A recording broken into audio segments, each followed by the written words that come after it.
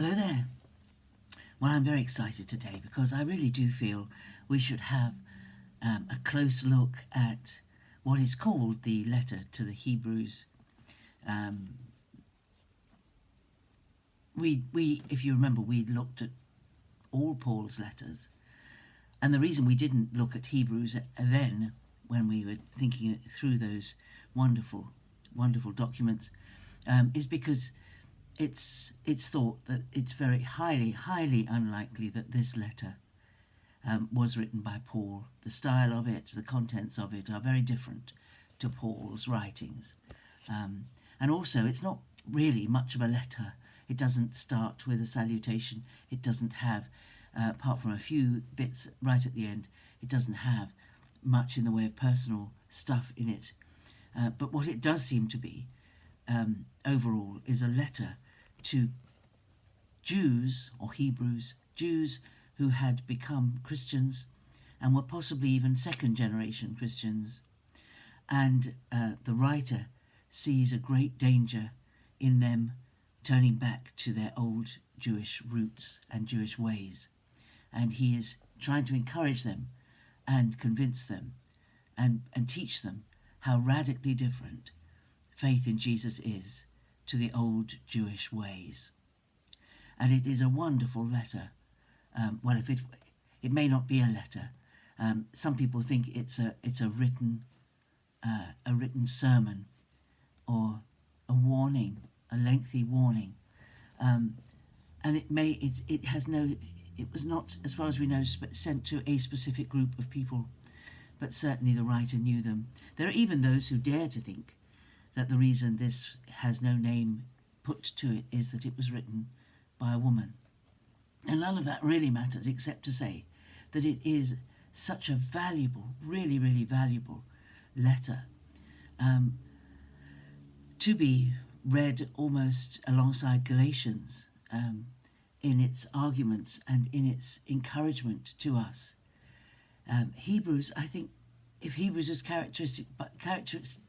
it's characterized by anything, it is this absolute contrast that is given throughout the book, the contrast between the Old Covenant and the New Covenant. It's not a mistake that our Bibles are divided into the Old Testament and New Testament, because they are radically different. The whole gospel of Jesus, the whole coming of Jesus, the whole revelation of Jesus, all that Paul taught about Jesus, emphasizes that Jesus came to fulfill all the promises and to do away with the need to win God's favor by obeying the law. And this book of the Hebrews constantly contrasts the old with the new, and showing how much better the new is, how inferior the old way was. And why is that? I start with my great thought, really, of the new covenant. The new covenant is about the change inside, that we, instead of having an outside of us draw towards God, we have within us the Holy Spirit drawing us towards God. So the motivation comes from a completely different source. We are infilled by the Holy Spirit as a result of our faith in Jesus. We are born again. This is a radically different experience. None of the Old Testament greats were born again. This is a new concept. This is why Nicodemus found it so strange. It was not in the Old Testament. Being born again, becoming part of God's family, by new birth, by birth from the Spirit, is a completely different concept to anything in the Old Testament. Nicodemus knew his Old Testament incredibly well. If you don't know the story of Nicodemus, it's in John's Gospel, chapter 3. Chapter 3? I'm sure it's chapter 3. Yeah, I'm sure it's chapter 3. You say something and then you suddenly think, oh, is it?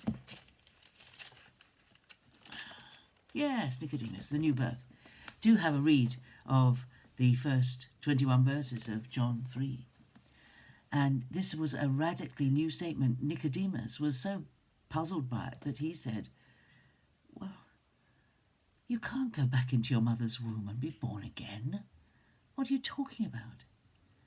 And in John's first chapter, he talks about those who believed in Jesus being born not of the will of flesh, but of God.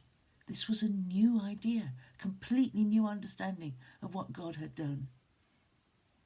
And Hebrews begins, and we will look at this verse again tomorrow.